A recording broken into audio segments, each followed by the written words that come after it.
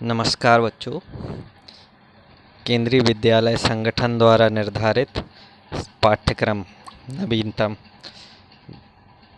2021 में पाठ्यक्रम में कुछ बदलाव किए गए हैं, जिनमें आपको अपठित गद्यांश एक नवीन प्रश्न उसमें आएगा। मतलब प्रश्न तो पुराना है लेकिन उसको नवीनता के साथ उसमें जोड़ा गया है। अभी तक आपको डिस्क्रिप्टिव प्रश्न लिखने के लिए आते थे, इस बार उसमें एमसीक्यू प्रश्न लिखने के लिए आएंगे। तो अपठित गद्यांश को किस तरीके से आपको हल करना है, इस पर हम एक संक्षिप्त में परिचर्चा करेंगे। अपठित गद्यांश क्या होता है, सबसे पहले इसका अर्थ हम जान लेते हैं। बिना पढ़ा हुआ, जिसे हमने पहले कभी ना पढ़ा हो, अपठित। ऐसा अंश जिसे पहले ना पढ़ा गया हो।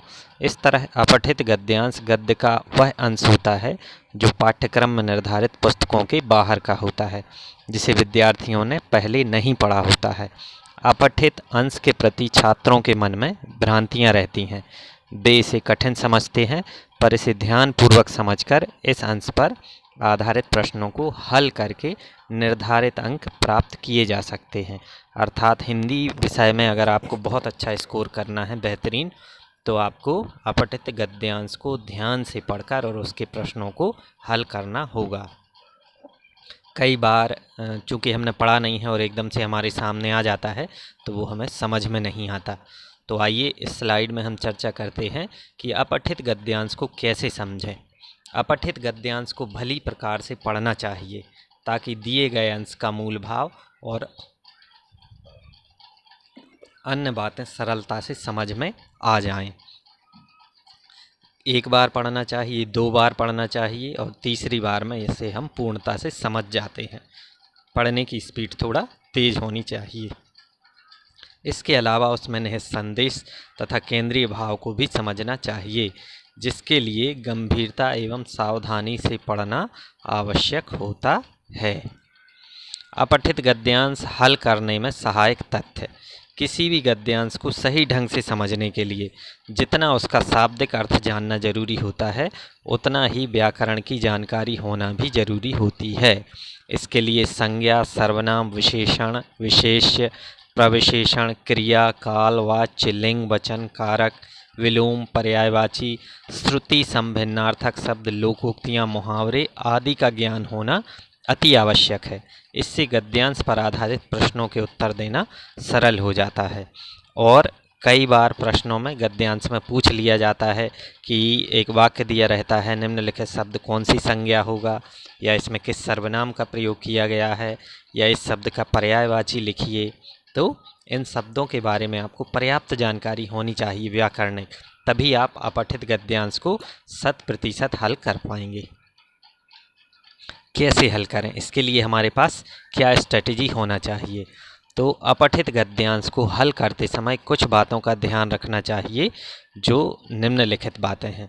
अपठित गद्यांश को एक बार पढ़ने से यदि मूल भाव स्पष्ट नहीं होता तो इसे सावधानी एवं एकाग्रता पूर्वक दोबारा पढ़ना चाहिए।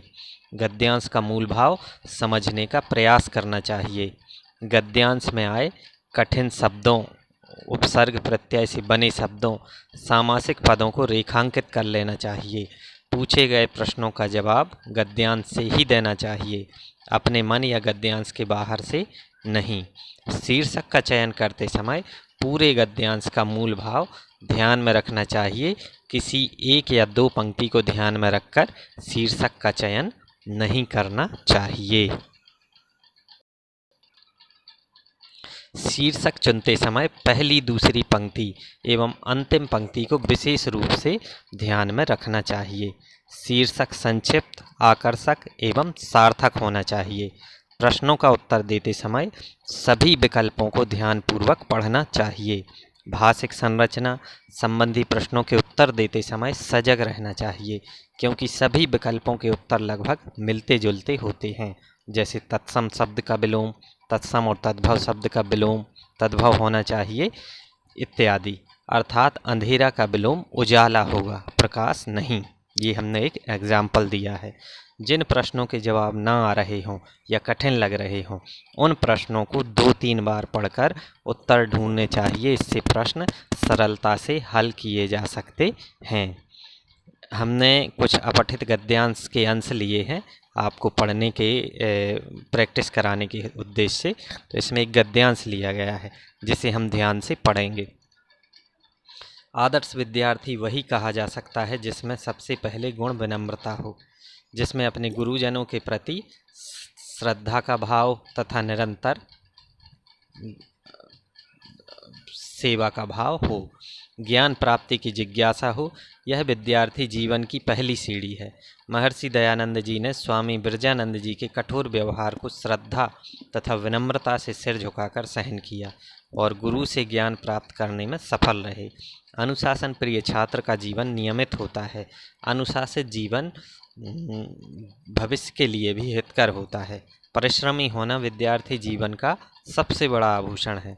एकाग्र भाव से तन्मयतापूर्ण समर्पण के साथ अध्ययन करना उसका प्रमुख धर्म होता है। ये था गद्यांश। इससे हमने कुछ प्रश्न बनाए हैं।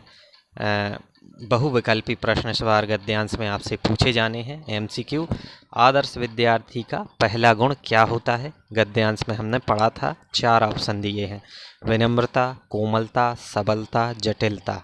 तो आप याद करके बताएंगे। विनम्रता इसमें दिया था।